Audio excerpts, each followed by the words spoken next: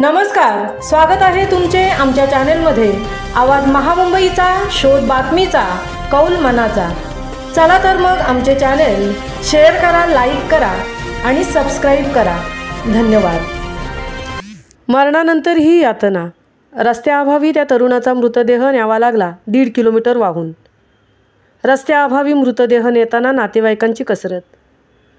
खेडतळे मार्गावर गुरुवारी कारच्या धडकेत ठार झालेल्या 21 वर्षीय प्रदीप ढेबे या दुचाकीस्वाराचा मृतदेह रस्त्याअभावी ग्रामस्थांनी 1.5 किलोमीटर हातातून न्यावा लागल्यामुळे त्या मृतदेहाला मरणानंतरही यातना सहन कराव्या लागल्या। प्रदीप प्रकाश ढेबे वय 21 वावे धनगरवाडी या दुचाकीस्वाराचा गुरुवारी उपचारादरम्यान मृत्यू झाला। हा अपघात गुरुवारी दुपारी 12:30च्या सुमारास तळेनजीक घडला होता। दुचाकीस्वार तळे देऊळवाडी येथून खेडच्या दिशेने येत होता। याच दरम्यान तळेच्या दिशेने जाणाऱ्या कारने धडक दिल्यानंतर रस्त्यालगतच्या संरक्षक भिंतीवर जाऊन तो आदळला आणि त्याच्या डोक्याला गंभीर दुखापत झाल्याने उपचारासाठी कळंबणी उपजिल्हा रुग्णालय येथे त्याला दाखल करण्यात आले। उपचारादरम्यान वैद्यकीय अधिकाऱ्यांनी त्याला मृत घोषित केले। प्रदीप ढेबे याच्या मृत्यूनंतर मृतदेहाचे शवविच्छेदन करून नातेवाईकांच्या ताब्यात देण्यात आले। मात्र त्यानंतर शवविच्छेदन झाल्यानंतर मृतदेह घरी घेऊन जाण्यासाठी रुग्णवाहिका करण्यात आली, परंतु ही रुग्णवाहिका किंजळेतर्फे नातू कळकैरायवाडी या ठिकाणी येऊन थांबली।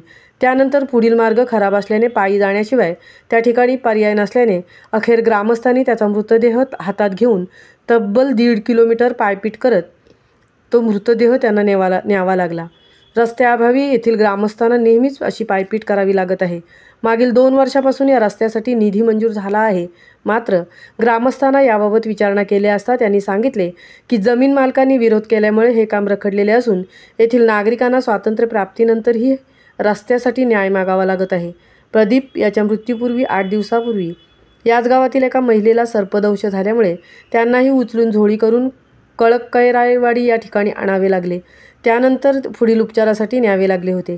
या पार्श्वभूमीवर प्रशासनाने किंजळेतर्फे नातू कळकैरायवाडी ते धनगरवाडी तसेच वावेतर्फे नातू गायकरवाडी ते ढेबेवाडी हा मार्ग लवकरात लवकर पूर्ण करून धनगर समाजाला न्याय मिळवून द्यावा अशी विनंती ग्रामस्थांनी केली आहे।